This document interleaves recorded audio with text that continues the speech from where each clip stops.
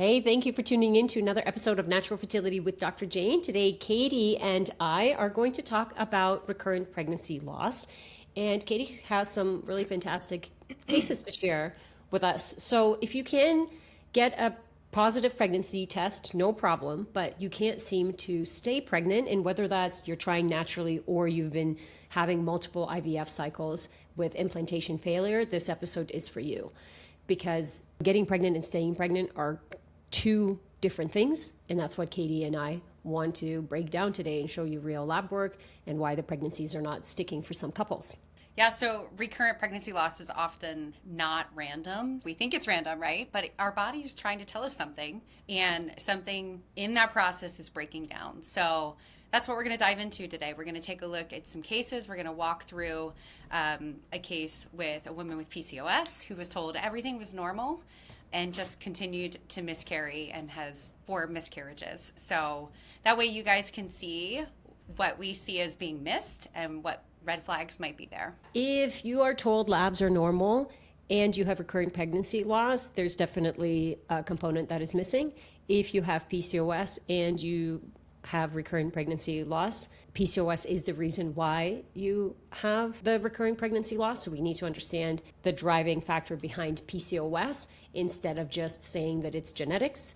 I think what women are chasing is this diagnosis, but then when they're getting the diagnosis, they are frustrated with the fact that you don't actually get any answers. So if you are told, oh my God, I have PCOS, now what? The process is still the same. You're still just going to do IVF, or I have recurrent pregnancy loss. Okay, just keep trying. It's unexplained recurrent pregnancy loss, but I have endometriosis. So it's like, do you have unexplained recurrent pregnancy loss or do you have endometriosis? Because that's really the answer in front of you. And we have a couple of things that, we want to talk about. If you've had more than 2 miscarriages, sometimes they're called chemical pregnancies, where they happen very early and they're just told it's bad luck. Like Dr. Jane said, PCS is a common, they just say, don't worry about it. We can bypass the process. We hear from our clients all the time. They're told labs are all normal, or like even through the process of IVF, all of the testing is normal. The embryos look good. The PGT testing looks good. Like everything's coming back fine, and yet it's still failing when it gets to transfer or implantation, or down the road a little bit further, and actually the pregnancy just doesn't continue. And that's really what we want to help couples address, because recently I've had my last 4 couples that I've onboarded have just gone through this. They're on their 3rd or 4th miscarriage. And that's what we're trying to help couples avoid, and not have to experience that deep loss over and over again, because we know if pregnancy is not happening, something is missing. So yep. Well, tell me what you said about when you were going through your pregnancy and how rare miscarriages were. We're now, and I know we're also in the fertility space, so we're going to see it a lot more, but we didn't hear about 4, 5, 6, 10, 15 miscarriages. Yeah, I mean, my oldest he'll be turning 20 this summer, and my youngest is 16. And so I never experienced where every person I knew was having a miscarriage. It was very rare. And I guess I won't say rare, because I'm sure there were people having miscarriages and not talking about them. Right. But it was rare to the point where someone in our community had a miscarriage. It was absolutely devastating and heartbreaking. And I'm not saying it's not that today, because it still is, but it's almost normalized today. Yeah, but you learn to protect yourself from the heartache because you've gone through so many, and then at some point the woman still quote unquote breaks and goes, I can't keep doing this. And some women can do that after 2 or 3. Others have more tolerance and go for 5, 6, 7, and there's definitely a theme here. And I think the diagnosis of PCOS and endometriosis and the prevalence of it now has absolutely something to do with the recurrent pregnancy component. Male factor fertility has a lot to do with it. So let's break down, we wrote down the 5 stages where pregnancy, why pregnancy doesn't stick. Let's zoom out and look at those 5 stages with what is causing the issue and why that pregnancy isn't sticking. And I think it's really important to evaluate this. Dr. Jane and I talked about doing a little education here, because when we talk with clients, we're really listening for where did the process break down, because that timing can tell us certain things. or give us certain clues to go look for issues in the body. So we talk about the stages. Stage 1 is really just egg and sperm preparation. So this is before conception, and this is often what is missed probably the most. Stage 1 is really looking at follicle growth. Is it happening? How are hormones? What does it look like? But where things break down is poor follicle growth leads to weaker embryos, right? Weaker embryos means weaker gestational sacs and then placentas later. So even if fertilization happens, it doesn't continue growing. We go back to that kind of foundation, things that impact that: PCOS, insulin resistance, inflammation, an overburden of toxins in the body, nutrition gaps. All of that is going to weaken egg quality, impact sperm quality as well. So we're looking at the quality of the egg, the quality of the sperm, and the DNA integrity. And so breakdowns can happen there early on. Yeah, I think we can test sperm very easily. If you had one miscarriage, you should get a sperm analysis and a sperm DNA fragmentation for the male partner before you start trying. That's what we're saying. The preparation phase is the thing that always gets skipped, but you can actually tell by the sperm and the level of DNA fragmentation within the sperm if the risk of miscarriage is going to be much higher. Now, if that woman also, he has high DNA fragmentation, but now that woman has PCOS or endometriosis or that high inflammation and toxic load, the chance of fertilization happening is so much more minimal.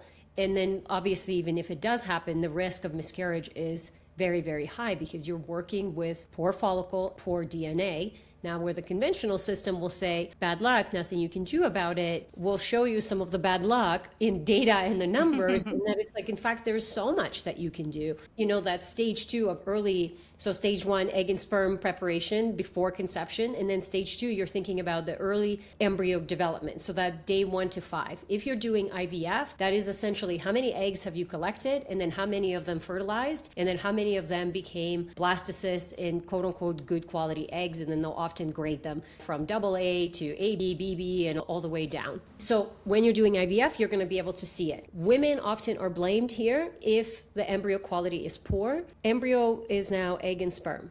So if you are going to do IVF and you're going to spend 10, 15, 20, even 30K, why would you not run a DNA fragmentation test before that? Like if your clinic doesn't ask for that, I am very concerned about their intentions, you know, because the DNA fragmentation test, even if it's a couple $100, it's not thousands of dollars. You can have this information. For those who are not going and trying naturally, well, essentially you're not even going to be able to see that. And I think the fertilization, I don't want to say that it doesn't happen, but it's not for long enough because of that day 1 to 5, typically day 21-ish of the cycle, you're going to see it. But if that pregnancy isn't going to stick, you might never even get a positive pregnancy test. And I think this can speak to those women who are like, I swear I was pregnant, and then my period just came when it was supposed to. And potentially, I always think that women are very smart and very intuitive. And chances are you might have been pregnant, but it just wasn't viable enough. So the HCG hormone didn't rise high enough. There wasn't enough hormone, period. And so you felt a little bit of something, but not enough. And then essentially, you know,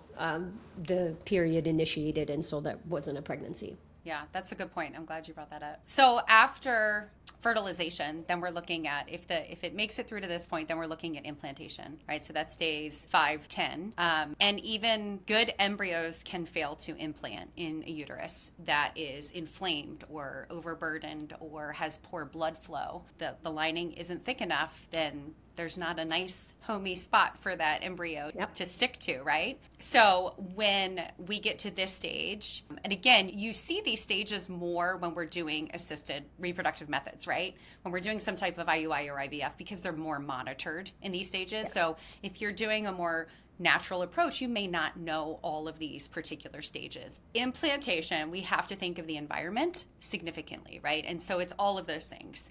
Is there inflammation there? If you had been told previously that you had a blocked tube, well, then we're also thinking what there's probably inflammation in that environment. If you've had other labs that show your inflammatory markers are high, if you have had any autoimmune issues, Hashimoto's is common, right? Having a positive ANA, having other autoimmune issues, which is very common with women.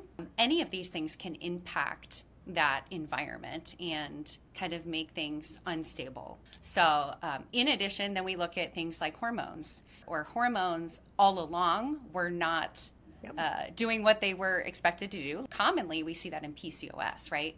We're not cycling the way we should. We're not cycling regularly. We're not building the uterine lining enough. We're not ovulating really robustly, so we're not making the progesterone. So when those things are off in the beginning and we don't ever fix them, they're going to continue. So even if we can, through IVF, put egg and sperm together, when we get later down the road, that's where we start to see it not continuing. So low progesterone, thyroid issues, they're going to also really impact implantation as well. So even if your labs are normal, we can still see this later. For sure. And I mean, I think ideally you're getting tested in, again, if you're going through an IVF or any kind of ART cycle, ideally you are tested, right? And they can see what your estrogen is doing and your progesterone is doing right around implantation, and then typically supplementing that progesterone and hopefully actually measuring the progesterone to see the kind of progesterone that you need, because some women are going to need injections, some are going to need vaginal, some are going to need oral, and we want to see a good number on the labs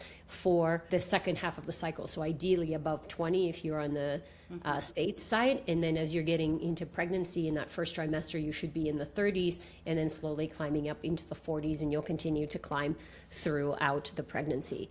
So one thing, and so like I'll talk about the stage 4, which is the early pregnancy, stage 4 to 6, and implantation is like, even though we're saying it's this 5-day event, in reality, implantation happens, and the placenta formation happens over that whole first trimester period, that the baby is really dependent on immune system function. And this is why I think a lot of women struggle with autoimmune disease, because our system has to be able to downregulate in order to accept foreign DNA. And so what you were talking about with immune system, I think if you've had 3 miscarriages in a row, there is a number of tests that I would be looking at immediately and thinking about, and that is coagulation, and making sure that there's no blood coagulation issues and blood disorders.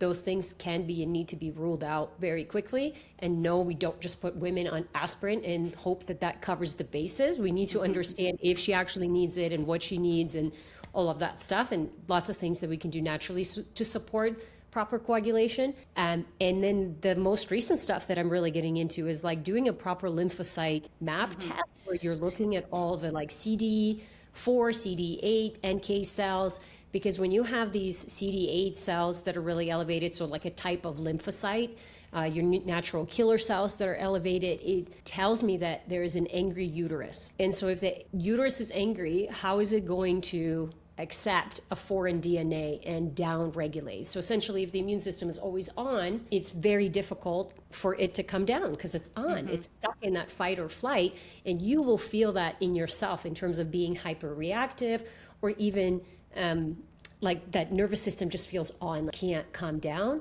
But then you can have allergies, histamine, Hashimoto's, all that kind of stuff. We can assess these things. So if you've had 3 miscarriages in a row, I think this like top priority needs to be ruled out before you do anything else. But obviously you don't have to wait until you have 3 miscarriages to look at thyroid and blood sugar and progesterone. Those are the things that we talk about all the time. Hey, you should do that preconceptionally, because why wouldn't you want to see how your body is before you start to run this marathon? And that should be done on both men and women, because again, coming back to this DNA integrity, the baby downloads day 2, the information, the genetic codes, and the methylation. The environment is then going to either set it up for success or not, but the quality of the information that the baby develops or downloads, I look at it as this garden. If the seed is really strong and the soil in the garden is like okay, the chance of that seed still growing is going to be pretty good.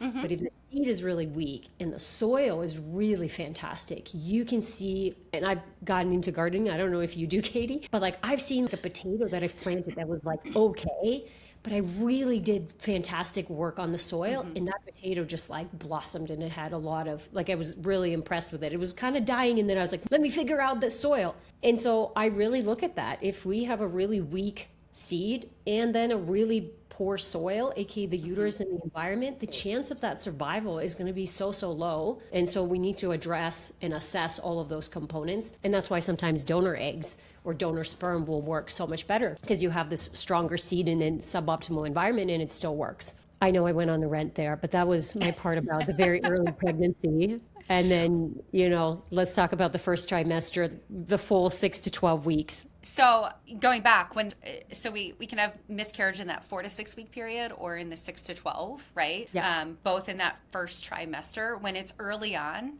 that's where we see, and you might have been told it was a chemical pregnancy or just early on, right? So that is typically like what you were mentioning, still embryo DNA issues, immune imbalance there, or placental development issues, so that yolk sac just doesn't continue or ever progress. That is frequently impacted by male sperm. That placenta gets its code from the male sperm, and again, I don't have to keep pounding it, but like there are some simple tests that can help us on the front end before we get to this point, before we have to have a loss, where we can see if something is going to be a higher risk. And then up to 12 weeks, it is still considered early, right? That's where you may find you do end up having a heartbeat, and then at week 9, 10, no longer a heartbeat.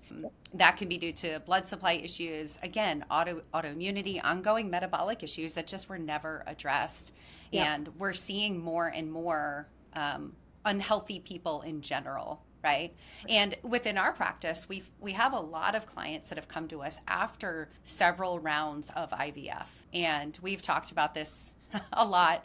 You don't get better metabolically by doing IVF. It is a hard process on the body. It's a lot of medications and hormones. Emotional stress, everything. Financial stress, right? Relationship stress.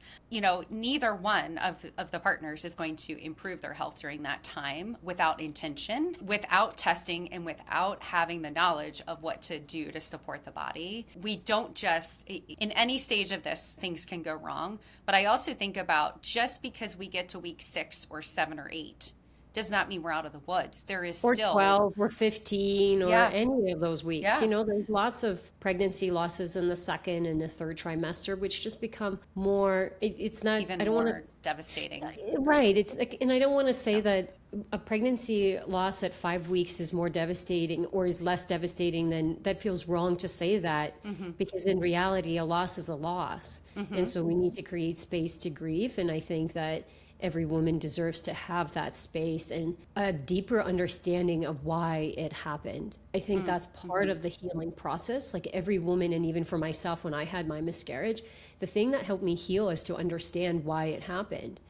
And on the conventional system, if you are not qualified for any testing until you've had 3 miscarriages, well, then those are 3 miscarriages that you've carried, and you continue to just kind of add to the load and haven't been able to like process and heal because, well, you weren't qualified and it just happens. And it's like, yeah, it doesn't though. There's always an explanation, and sometimes it could be really simple, and sometimes it's more digging is required. But I think that's a really important aspect of going through recurrent pregnancy loss, is actually giving your body the space to heal post each one. Yeah, that's such a good point. Definitely. I'm glad that you brought it up, and we don't want to just brush an early miscarriage. Even honestly, even before an actual miscarriage, I had a couple who was told, oh, it was just a chemical pregnancy. You were only like pregnant for like 2 days. And the doctor just was very like, it's not a big deal. And that is a big deal. A life was beginning, and now it's not. That breaks my heart, because if you've been trying to conceive for 3 years and you finally got those positive signs on the pregnancy test, the excitement and the joy and the hope that you feel, that's not any less than if you are 12 weeks pregnant or 26 weeks pregnant, or that is equivalent to when someone's struggling with secondary infertility goes, well, you already have 1. You should be happy with 2. And, that's very dismissive and gaslighting, and we definitely need to make sure that we stop that language, because it's quite harsh. It's insensitive, and it also it's probably from people who haven't experienced it themselves, and so to them it becomes it's just a process for them. It's business, and there are many in the field that are very compassionate, but until you've gone through it or had someone close to you experience it, it's different when you live there in your body and you go through it yourself. So we don't want to discount at any stage, this is a loss. And what I was saying is, like, there's a reason for your pregnancy loss. So when I had my miscarriage at 9 weeks, I found out at basically 8 to 9 weeks is when I found out I was going to have a miscarriage. And my first thought was like, why? And so my midwives were like, sorry, you don't qualify for any testing. You need to have 3 more. It just happens. But because I'm a practitioner and I have friends who are colleagues and practitioners as well, I ran some testing. And for me, it was really important to see what were the reasons behind why this could have happened. Sometimes you're not going to get a definitive answer, but at least you can have some picture to be like, you know what, my thyroid was a little bit off and my progesterone was off, and I think I was really stressed, and then my partner and I weren't on the same page. So yeah, that all adds up. Let me reset, let me retry. Versus we look at some tests and we go, you have diabetes. That's why you're having recurrent pregnancy loss. That's not unexplained, but nobody has made that connection for you. So then you feel like my body's failing. There's nothing I can do about it. So let's use some of the cases and we'll talk. I want you to talk about your PCOS case and just the normal labs. Like, it's crazy to me the amount of times people are told, and it seems crazier now. They're telling us the labs are normal, and the things that I'm seeing that are being told as normal, I'm like, who's looking at these? Yeah. What kind of world are we in where that's normal? Right. Yeah. So, like I mentioned, the last several couples that I've started working with, it seems like they come in clusters. We kind of go through themes. Totally. The universe brings us certain Yes. groups of people that need our help. So, this case came to mind when we were talking about the topic, because she is a woman who has tried for the last 3.5 years to get pregnant, and she's on her 4th miscarriage. But let's go back a little bit, because when we met, I said, let's hear a little bit of your story. And, you know, she's had her period since she was middle school, high school. And she'd only get 6 to 8 cycles per year. Now, for context, we really want to have 10 to 12, right? 12 would be best, but 10 is adequate. And she's getting 6. And they tell her, like, this is no big deal until she tries to get pregnant. So untreated PCOS, and PCOS is a metabolic condition that's going to impact every system in the body. They're not able to conceive. They seek out help. They did a couple of rounds of medicated cycles with Clomid, were able to get pregnant each time, and then miscarried early on. And so their workup was very simple. They still were told, let's try another cycle. And a lot of RT is based on odds, right? The more times they do these cycles, the higher the odds are that something is going to actually happen. So they brought their labs to us. We took a look, and it's definitely, you know, just some things stand out that are able to, holy moly, Yep. they're Is tiny. this the person? You're seeing it as fairly tiny. I think we have a couple of labs. So the point that I want to make is people come to us and they'll say that labs are normal and this is what their labs will look like. And then they'll say things like, wow, cholesterol, the triglycerides are just barely out of range. They're just at 157. The LDL cholesterol is just a little bit high. The HDL is good. And that has nothing to do with your fertility. And to isolate it by itself, you're probably like, that's not terrible. But in my opinion, those triglycerides are terrible because I want them under 100 and ideally closer to 50, because when triglycerides are elevated like this, I'm thinking fatty liver, I'm thinking diabetes and metabolic disease. The LDL cholesterol, when it starts to go up, depending on the age of the person. So if she's 35, having LDL cholesterol starting to go up, I'm thinking she's going into perimenopause because the hormone production is probably low, then that liver function is low. And so the body is trying to say, hey, make more hormones, so I'm going to keep more cholesterol around. You could also have really sluggish digestion and bowel function movement, because that's how we get rid of cholesterol, of excess cholesterol. So you might look at this and say, that's not that bad. But from a fertility lens, and now knowing that pregnancy is an inflammatory process, your cholesterol is going to go up during pregnancy. It has to. You don't have much room for that. Your cholesterol is going to go, I'll see some of my pregnant women cholesterols and they're freaking out. And I'm like, no, this is normal for pregnancy. I want to see this. When you're not pregnant and I see that, I'm scared because you're not going to be able to handle what pregnancy is going to bring. Is this the AMH with a 28? Do you want to talk about the AMH that they found and the IVF? This particular client, her AMH is it's, what is it, almost 30? It's Yep. really tiny on my screen there. But, and she's like, this is exciting. It's really great. And I'm like, actually, it tells us, it really does solidify that you have podcast Yes. on AMH. that we did. I'm like, yeah, you're making lots of follicles, but the problem is they don't grow. They don't mature, which goes back to that foundation that we talked about a few minutes ago. If we don't address the problem to begin with, it's still going to show up later. So despite their IVF cycles that they had gone through, they were able to fertilize, they were able to transfer.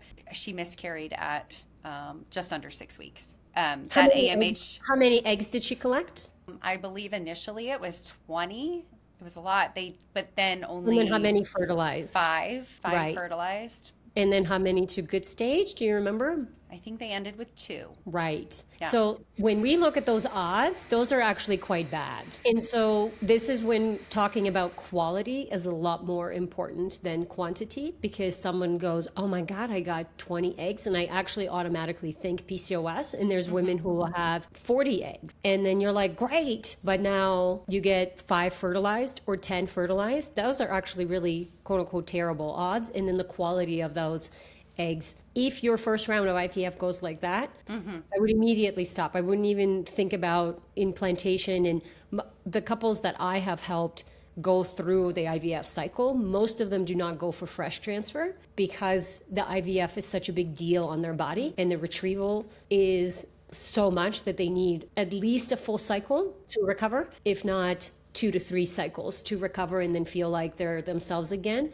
So then we can do, and again, it depends on the drugs and how well the clinics are working with us, that kind of stuff. You know, I see this AMH, and then she's actually this classic LH to FSH 2 to 1 ratio, which is no longer part of the diagnostics. But we still see it. Right. And then here's this component.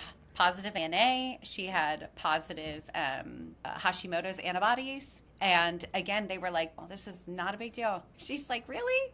And then also, I believe her ferritin is like 20. Right. Yeah, it just, ferritin, for those that are listening that don't quite understand, and you probably are starting to learn more about your bodies from listening to these podcasts, but we want ferritin to be 75 to 100, right? We don't want it 15 or 20. Yep. And so the advice given was just take an iron pill. And that's not solving the problem. In all of these scenarios and all of these labs that we look at, sure, you can give a supplement for this or that and kind of spot treat it, but it doesn't address the underlying problem. And particularly when looking at PCOS and when looking at this client, I explained it to her, like, yeah, you make a lot of follicles and potentially a lot of eggs, but it has to spread, your body is spreading that energy out across all of those. Right. So one cannot really rise to the surface and be the beautiful one, like that if this were a natural process that the body would be doing on its own, it just doesn't have enough energy. So if we think of the egg and the sperm like batteries, if they are drained, they're not going to ever produce the energy necessary. Or if one has a lot of energy and the other one has none, it's never going to go. So you're splitting between the two then, right? That's what's happening. So if the sperm is really good, that's great, but the egg has to carry the whole embryogenesis and fertilization process. And then if the egg is really good, but the sperm is crummy, those chances are actually better. So like if we have a 20-year-old egg and then like a 55-year-old sperm, they'll actually have a much better chance than a 55-year-old or a 45-year-old egg and like a 20-year-old sperm. But I do see it, and this is kind of my analogy of the garden. I have seen the donor eggs or the donor sperm work really well for some people because it's like it's just this little component that's missing. And then, you know, the question is like, well, why did they do all the things that they could to improve that for the sperm, for example? Like I have a couple that I'm thinking of right now. I think people really underestimate what it really takes to improve. You have to flip your whole life upside down. So when we say things like your environment needs to change, you need to start exercising, and you need to, like, it took me years to get to the place where I'm at, and I'm still working. Like we're always talking about things, new things that we're working on. It never we're trying ends. Exactly. It never ends. So we're trying to speed that up for our clients and suppress it into 6 months. I always say, if you came to live with me, you'd be healthy really fast, but you can't come and live with me. So like, how are you going to figure that out? And let me help you figure that out. And, getting rid of all of your cleaning products and changing how you eat, those are really big jumps. And so one of my clients, we retested his sperm, and it's actually better than it has been. And it's just on the verge of being like it's in the normal range, but it's not optimal. And she's 45. And I'm like, I need that sperm to be optimal. And it's like, why can't he keep going? I don't know, because not everybody wants to keep going. Some people don't have time and they just want to do the donor egg or the donor sperm. We're not here to judge, but here to just provide options. Yeah, there's a lot there. The sperm and the egg absolutely sets the foundation, but then the environment and everything else that we've talked about is like, that's what carries it through. Overlook all of these issues, and they were there all along. And just IVF tries to say, we don't need to worry about them. We'll do this in the lab and put it all together and package it up with a bow and everything will be fine. If we can address the issues on the front end, we don't have to walk through some of this, the heartache and the length of time that it takes, because let's face it, women are spending years and years trying to get their baby, and we want to help them do that in a more efficient and more healthy way. Totally.